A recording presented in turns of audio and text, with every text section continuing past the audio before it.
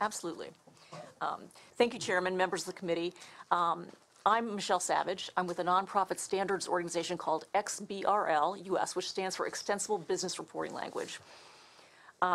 We have built and support open data standards, and we have built standards specifically for the Securities and Exchange Commission. We built standards for the Department of Energy for solar financing, and we're working on other implementations.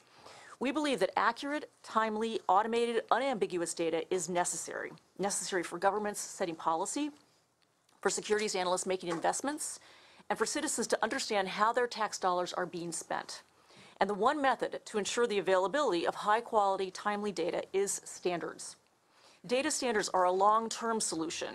They reduce data collection and analysis costs, they increase transparency and accountability from reporting entities, and they let governments respond rapidly to change.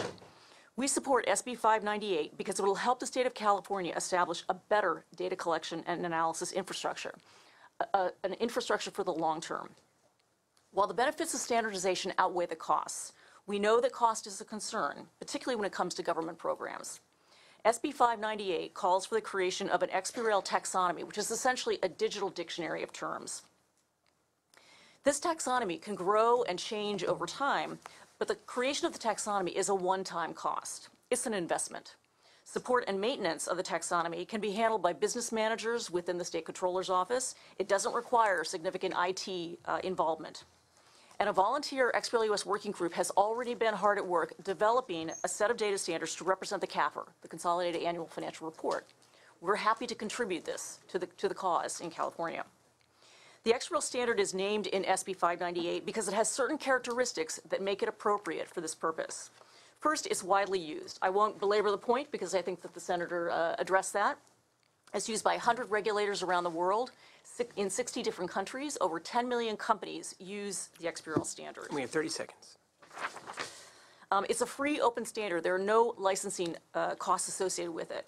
It is software agnostic. It is not software. It's simply a standard that works with many different types of softwares, even ones that public agencies are working with today. It's designed to work with financial data. It handles the complexities of financial data, and it adapts to change. It changes with reporting requirements. It changes with technology. It doesn't leave us in a stagnant situation. Governments worldwide adopt standards because they work. The SEC is adding new rulings every week, bringing in new types of reporting entities to use XBRL. The FDIC program that was mentioned that banks are using has resulted in tremendous efficiencies for the banking system. And finally, there was a program in Australia that requires data standards for government and business in standardized format, and that program is resulting in $1.1 billion in savings every year. I urge you to support SB 598. I think that's a win for California. Thank you so much. Thanks for all your work on this and making it open and